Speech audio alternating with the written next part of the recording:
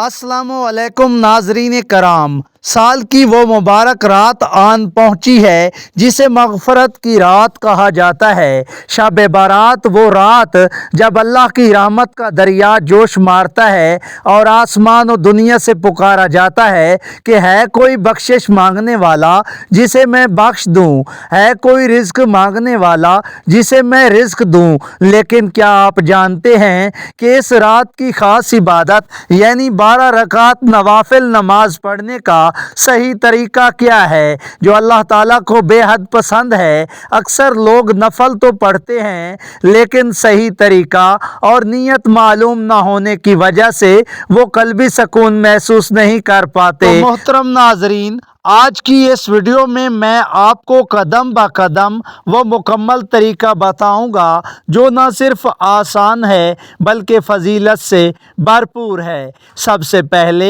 बात करते हैं नीयत की। याद रखिएगा, नीयत नाम है दिल के पुख्ता इरादे का।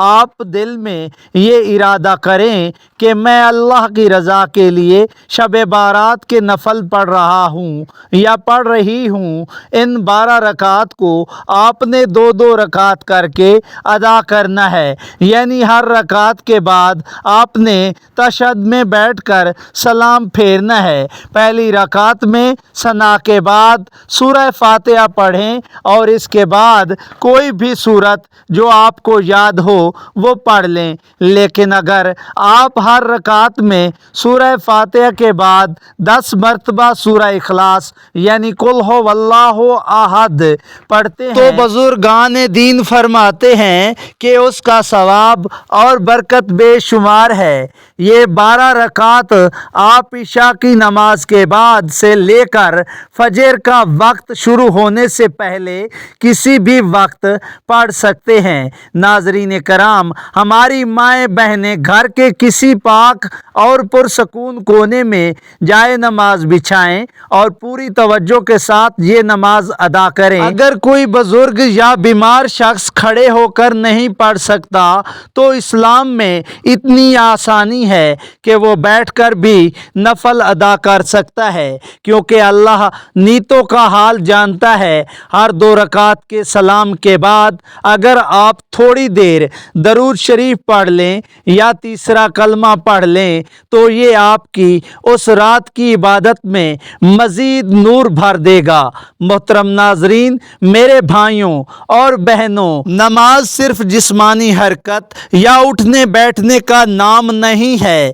जब आप सजदे में जाएं तो ये तसव्वुर करें कि आप अपने खालिक और मालिक के सबसे ज़्यादा करीब हैं। अपने गुनाहों को याद करें और अपनी लग़्ज़शों पर शर्मिंदा हों और अल्लाह के सामने अपना दामन फैला दें। याद रखिएगा, अल्लाह को अपने बंदे का गुड़गुड़ाना और उसकी आंख से निकलने वाला नदामत का एक छोटा सा आंसू भी इतना पसंद है कि वो उसके बदले ज़िंदगी भर के गुनाह माफ़ कर सकता है। इस रात सिर्फ अपने लिए नहीं बल्कि अपने वालिदैन, अजीज़ व अक़ारिब और पूरी उम्मत मुसलमा के लिए दुआ करें, क्योंकि दूसरों के लिए मांगी गई दुआ फरिश्ते आपके हक़ में मांगते हैं। आज की इस वीडियो का सबसे अहम सबक ये है कि शब बारात का असल मकसद सिर्फ एक रात का जागना नहीं है बल्कि अपनी ज़िंदगी को बदलने का अहद करना है। अगर हम पूरी रात सजदों में गुजार दें लेकिन सुबह उठकर दोबारा वही झूठ, गीबत और नफ़रतें शुरू कर दें तो हमने इस मुबारक रात की रूह को नहीं पाया।